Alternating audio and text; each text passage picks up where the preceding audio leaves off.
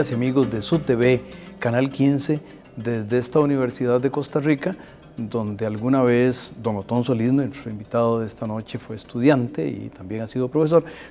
Pero queremos empezar este programa especial sobre la dimensión de estudiante de don Otón, en donde empiezan las cosas, en Pérez Celedón. Cuéntenos, don Otón, y bienvenido a Canal 15. No, muchas gracias, don Juan Rafael, y un gusto saludar a la teleaudiencia. Yo estudié la primaria en la escuela Fernando Valverde Vega, que está en el distrito de General Viejo. ¿Eso dónde? Y démosle una clasecita cortita de geografía a los amigos. Saliendo de San Isidro hacia el sur, a los 4 kilómetros, se dobla hacia el este, es decir, hacia la izquierda. O sea, camino a las bases. ¿Hacia el Chirripó? Camino al Chirripó, exactamente, a la cordillera de Talamanca. Ahí está el distrito de General Viejo, que fue el primer sitio de colonización del valle. Y había kinder, yo entré a kinder, pero me aburrí a los pocos días y di una lucha sin cuartel para que me pasaran a primer grado. ¿Cuánto dentro de sus hermanos, que son varios, y yo por lo menos conozco a dos y ahora conocí a una hermana, ¿cómo se ubica usted dentro? Porque a veces esas posibilidades de la lucha se da, a veces se ayuda el que un hermano mayor que ya va en la clase a lo más, sí. o ¿cómo funciona eso? No, somos 9 hermanos, yo soy el cuarto. Ya estaban en la escuela mi hermana mayor, mi segunda hermana mayor y un hermano mayor. Y casualmente a kinder me llevó mi hermana mayor de la mano, lo recuerdo como el día de hoy. Y bueno, le decía, ahí traté de que me pusieran en primer grado a los días de estar en kinder, me cansé de los cubos y jugar con papeles. Y la maestra Niña Adela de primer grado decía que no había campo, y yo mismo con mamá presente encontré un campo y accedió la Niña Adela a sentarme en la clase de primer grado y me dijo una palabra que yo iba a ser oyente, que de oyente, sí, está bien, de oyente en primer grado. Y a mí, yo no conocía esa palabra, yo conocía la palabra hollín. Para los que crecimos en el campo y se cocina con leña, hollín es una capa negra que se hace debajo de las cazuelas y de los comales cuando se ha cocinado mucho. Y me sonaba hollín, y yo vivía repitiendo hollín, oyente, oyente, hollín. Y bueno, me quedé ahí, saqué quizás buenas notas, entonces me dejaron en primer grado y eso hizo que siempre fuese yo como 1 año y medio, 2 años más joven que los compañeros, porque entonces terminé entrando de 5 años al primer grado. Y ahí tuve de maestra a doña Adela Mora, que todavía vive. Qué bien. ¿Está todavía en la zona del General? No, está en Heredia, vive en Heredia. Me dio clases hasta tercer grado y en tercer grado ya adelante tuve otros maestros. ¿Lo recuerda por nombre? Sí, Niña Ruth, Santiago Esquivel, Luis Hernán Donzo, fueron mis maestros. ¿Alguna vivencia significativa de ese periodo escolar? Yo tuve el privilegio de ir a una escuela maravillosa. Camino a la escuela, saliendo de mi casa, yo vivía 2 kilómetros al sur de la escuela, yendo de General Viejo al caserío de La Hermosa. Yo más bien vivía en La Hermosa y ahí viví hasta los 15 años en realidad. Y saliendo hacia la escuela, la calle, si miraba a la derecha, o sea, hacia el este, estaba la majestuosidad de la cordillera de Talamanca y ahí se veía el Chirripó. Y a la izquierda bajaba el río General, un río bravío, muy agresivo, que es el primer gran afluente del río Terra. Y entonces estaba rodeado de una grandeza de la naturaleza, 2 expresiones fenomenales. El río, que no es el río más grande de Costa Rica, ahí en ese momento sí es de los ríos más bravos de este país y ha hecho estragos ahora con el huracán Alma y con el César y en el huracán que llaman en Pérez Celedón del 55. El río hizo muchos daños. Entonces crecí entre la naturaleza porque era una zona muy, muy rural, aún es muy rural, pero además tenía esas expresiones de la naturaleza tan majestuosas. Y la escuela tenía un cafetal, nosotros teníamos que recolectar el café. Qué privilegio. Se suponía que eran clases de agricultura, pero yo no sé qué nos enseñaban porque todos éramos hijos de agricultores y de familias que en esa zona competían a ver cuál ponía a trabajar más a los hijos, gracias a Dios. Y ahí nadie se preocupaba por el trabajo infantil. Es más, la reputación de un padre de familia y una madre se elevaba si se sabía que ponía a los hijos a trabajar antes de ir a la escuela y después, y todos hacíamos muchos trabajos. Entonces siempre me hacía gracia que nos daban clases de agricultura para mantener las zonas verdes de la escuela bonitas, las hortalizas, a pesar de que todos veníamos de una actividad intensa agrícola. Pero fue una época, al frente estaba la plaza de fútbol. ¿Qué tal es usted en fútbol? Siempre fui un mejenguero regular, digamos, no extraordinario, tampoco malo. Siempre estuve en el equipo que había que estar, en el de la escuela, en los equipos que había que estar estuve. Y diagonal a la escuela estaba la iglesia, en la cual a mí me bautizaron y me confirmaron luego. Pero entonces toda mi crianza tiene que ver con este sitio que se llama General Viejo. ¿Tu nombre es únicamente, su nombre, don Otón, es únicamente Otón o tiene algún otro que sea revelable? Curioso que usted pregunte eso. Yo tengo 4 nombres.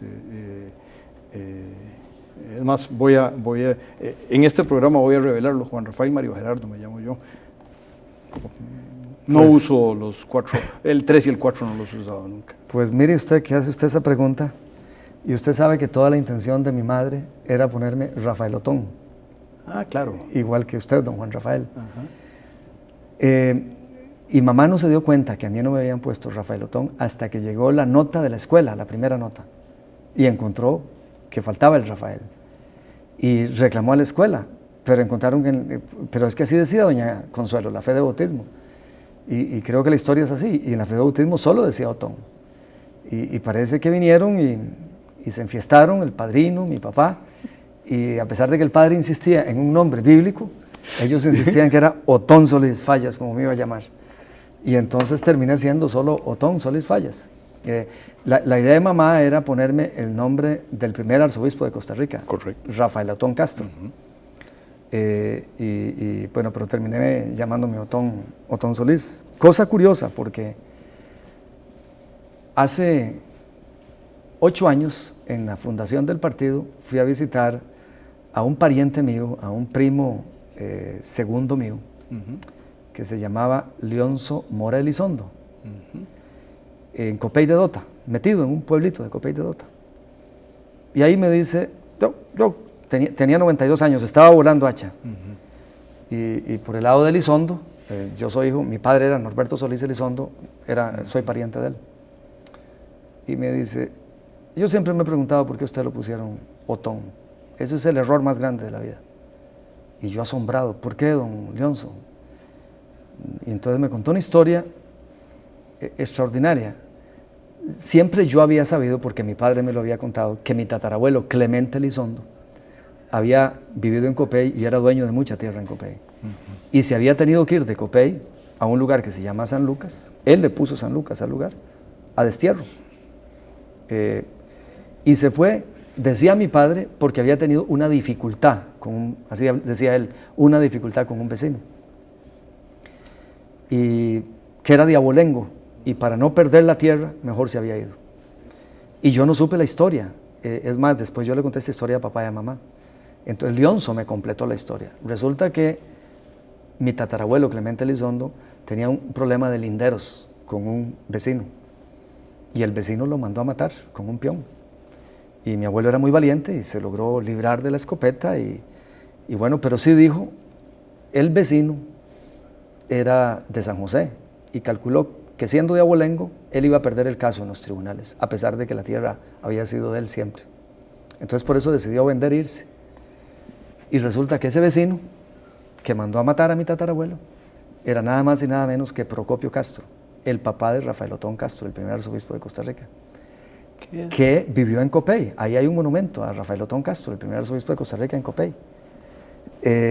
Y claro, el enojo de Leonzo Mora Elizondo, mi pariente, era cómo su mamá le pone el nombre de aquel que era hijo de quien, si se hubiese salido con la suya, hubiese impedido que usted naciera, porque hubiese matado a su tatarabuelo y ya usted no existiera entonces. Y de esa historia, reitero, me enteré viejo, una gran casualidad. Ya la historia, después yo la averigüé y me la contó don Víctor Ureña de Santa María de Dota y otros historiadores sabían la historia bien, y hasta el nombre del peón que vino a matar a mi tatarabuelo, etc. Pero resulta que por algo hubo la falla y no me pusieron el nombre completo del arzobispo Rafael Otón, sino que me pusieron solo Otón. Qué bueno que le hice esa pregunta porque yo no sabía la historia y ahora la sabía. No, yo es la primera vez que cuento esta historia y yo creo que es la primera vez que digo que toda la intención de mi madre era que me llamara Rafael Otón. Curioso porque usted se llama Juan Rafael. Pasemos a la siguiente etapa. ¿Dónde hizo la secundaria? En el Liceo UNESCO, en San Isidro. Nosotros seguíamos viviendo en General Viejo, entonces para ir al Liceo UNESCO en San Isidro, cuando eso era, había muy pocos colegios en la zona, en realidad solo estaba el Liceo UNESCO y el Liceo Nocturno, y había una secundaria también que era de monjas, un colegio ahí semi-privado, privado, en la Asunción, que hasta el día de hoy sigue existiendo. Y papá, nosotros somos de veras de un origen muy agrícola. Nadie estudiaba en esa zona, nadie estudiaba. En General Viejo nadie venía a estudiar y a pesar de que los maestros insistían que nos enviaran al colegio, que Otoncito se le iba a jugar en el colegio, el sueño de papá era vernos a nosotros en fincas y tener mucho ganado y trabajando en fincas. La verdad es que era mi sueño también y es un sueño ahí que tengo guardado. ¿Cuándo se retire? Sí, pero papá fue a hacer un paseo a Estados Unidos el año 65, cuando yo estaba en sexto grado, en octubre del 65. Fue y vino impresionado por todo. Y papá, a pesar de que solo tenía segundo grado de escuela, era un erudito, había leído mucho. Y se percató de la necesidad de los estudios formales. Vino con entonces él que se había opuesto, porque mamá sí siempre quiso que estudiáramos, llegó a General Viejo y con mapas y explicándonos todo lo que había conocido en un mes que creo que estuvo en la costa este, principalmente Miami, Nueva York, Washington, Niágara, en unas excursiones que hacían antes, quizás todavía hacen. De repente suspende la conversación sobre todo lo que había visto y dice, por cierto, el año entrante hasta el perro y el gato de esta familia van al colegio. Y claro, ya había salido mi hermana Virginia, estaba en la casa estudiando mecanografía, mi hermana Emilia también en la casa, mi hermano Humberto también en la casa, yo estaba en sexto grado, entonces fui el único que no perdió ningún año. Y al siguiente año fuimos los 4 al colegio, mi hermano Humberto y yo al Liceo UNESCO y mis 2 hermanas internadas al Colegio de la Asunción. Y bueno, en el colegio ahí se inició, teníamos que viajar todos los fines de semana porque había que trabajar mucho en la finca a La Hermosa, donde vivíamos nosotros. Ahí tuve también... O sea, se mudó a vivir a San Isidro. Entre semana, ¿verdad? Ya. Entre semana, porque teníamos que irnos el fin de semana a las tareas. Eso impidió, por cierto, que se me hiciera difícil estar en equipos formales. Me decían que me inscribiera con el Cafecil y con otros equipos que habían ahí en el centro de San Isidro, pero la actividad era el fin de semana, entonces claro, nosotros no estábamos ahí, ni mi hermano ni yo, teníamos que ir a trabajar a la finca.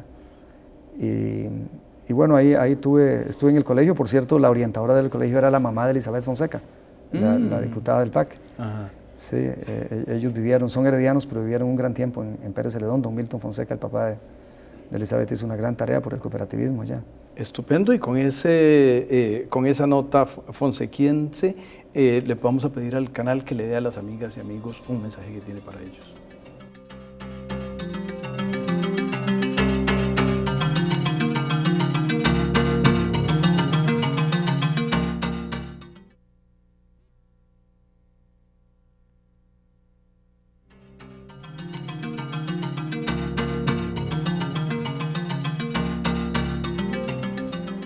Continuamos, amigas y amigos, en esta semblanza estudiosa de don Otón Solís.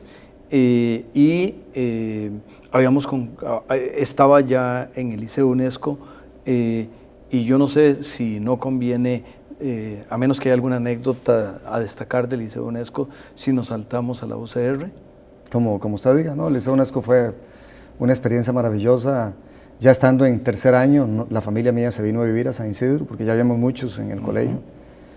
Y no, ahí también hubo esos profesores que uno nunca olvida: Jorge Lindor, Vicente Juárez, Víctor Emilio Fernández, Carlos Hernández, Cinia Zúñiga, gente que realmente nos enseñó muchos valores morales y muy buenas actitudes.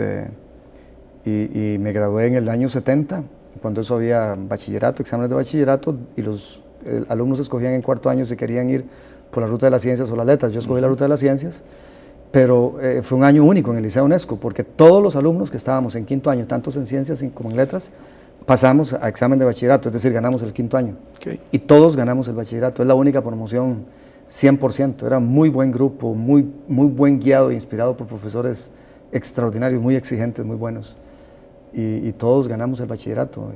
Y fue como un punto de inflexión en la historia académica del cantón, porque antes había venido muy poca gente a la universidad, casi uno los puede identificar. A partir de ese año, de esa tanda en que yo participé en quinto año, muchos vinimos a la universidad y estudiamos y logramos sacar títulos universitarios. Bueno, ahí tuvimos un encuentro que no fue encuentro, porque ya que hoy estamos confesando cosas, don Otón nos ayudó en un proyecto de hacer una palabra extraña que se llama la tabla de insumo producto. Él estaba en primer año y nos ayudó en el sector comercio, creo, levantando encuestas. Qué memoria, Juan Rafael. De manera que bienvenido a la UCR. Cuéntenos de sus años de UCR. No, fue extraordinario. Yo había estado en San José 2 veces cuando vine a la UCR, nada más. Qué lindo. Y recuerdo ahí los primeros días ir a conocer San José, ir a subirme varias veces al ascensor del edificio de la caja que estaba ahí. Y en esa época lo pelaban a uno coco, entonces la gente ahí en San José se burlaba mucho de nosotros. Vivimos en la pensión Villalobos, mi hermano y yo. Y bueno, entré a economía. Recuerdo que todo el mundo me decía que economía era imposible, que todo el mundo se quedaba, pero a mí me cayó bien. Tuve profesores muy buenos: Víctor Hugo Céspedes, Genaro Marín, Genaro Valverde Marín, Principios 2. Después me dio el curso de microeconomía, un curso que era un colador enorme. Alexis Orozco, solo 3 alumnos pasamos el curso. Un gran profesor, Alexis Orozco. Acabamos de hacerle un programa aquí de homenaje a la memoria. Así como doña Adela Mora es mi maestra de primaria, don Manuel Emilio Fernández, mi profesor de secundaria, era el de matemáticas. Alexis Orozco es mi profesor universitario. Fue extraordinario la rigurosidad con que me hizo meterme a mí en la lógica de la economía. Somos hermanos en eso. Sí, también lo admiro usted. Sí, fue mi profesor de principios y mi profesor de micro. Ah, sí, genial. Y bueno, ahí a partir del segundo año, del tercer año, la carrera en esa época, yo no sé ahora, se hacía como muy fácil. Entonces, y mucha gente trabajaba. Papá, con sus orgullos, no quería que yo trabajara, a pesar de que yo le decía: mire, casi todo el mundo trabaja. Y entonces no trabajé, pero entonces lo que hice fue hacer cursos. Hice cursos adicionales de matemáticas, de derecho, de arte del Renacimiento. Hice 3 cursos en la Facultad de Bellas Artes. Y bueno, ahí conocí a mucha gente que fue importante en mi vida. Alguien que acaba de morir, José Antonio Calvo, estadístico también. Fue compañero, jugábamos fútbol ahí en un equipo juvenil muy bueno que hubo. Él era titular. Yo apenas estuve en los inicios porque después me operé el apéndice y ya se me complicó el apéndice en segundo año. Ahí conocí a mucha gente que hoy está en el gobierno: Leonardo Garnier, Fernando Herrero, Enio Rodríguez. Toda esa gente fueron... Me imagino que Rebeca también. Fueron compañeros, sí, Rebeca también, Saúl Weileder. Y teníamos un grupo de estudio en que nos abocamos a leer y a estudiar y a discutir literatura de todo tipo para aprender. Fue un periodo bien. Yo disfruté mucho la economía, influido por papá, que admiraba mucho a los economistas y a los auditores. Yo creo, me gustaba la matemática y me decían que en economía se necesitaba la matemática, y creo que escogí la carrera correcta. Yo había sacado buen examen de bachillerato, entonces examen de admisión, y entonces pude escoger la carrera que quería. Y siempre digo, qué suerte, qué problema hubiese sido haber escogido una carrera que no, porque la economía me ha encantado. Y ahí estuve con compañeros, y reitero, haciendo cursos en otras carreras. Y ya en quinto año trabajé en el Banco Central.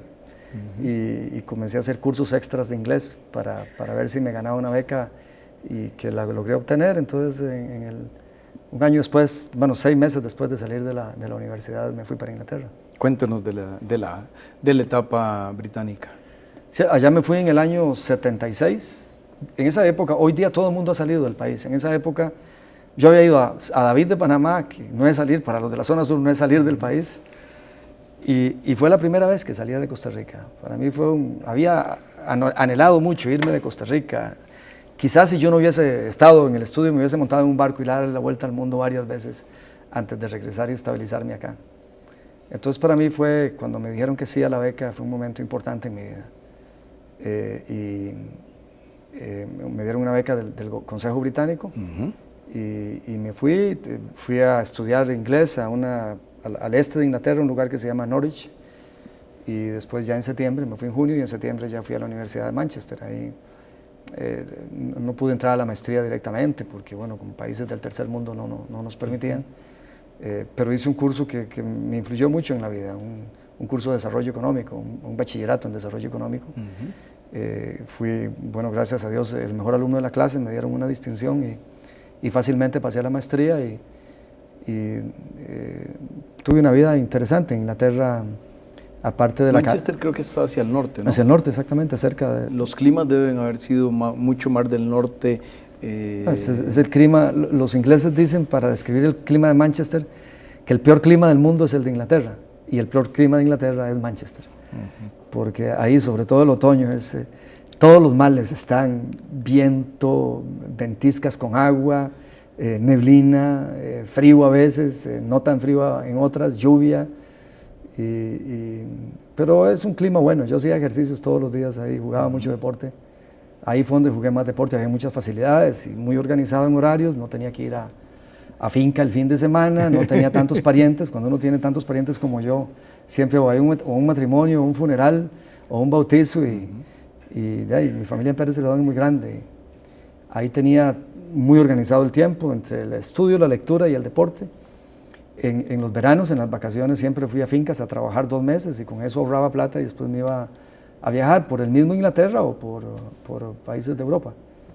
¿Qué países visitó, si algunos que quiera? De España, Francia, Italia, Suiza, Austria, Alemania, Bélgica, Holanda, esas vueltas normales, Grecia, y fui también en una oportunidad a Rusia, fui con amigos ingleses y amigas inglesas, un grupo de 25.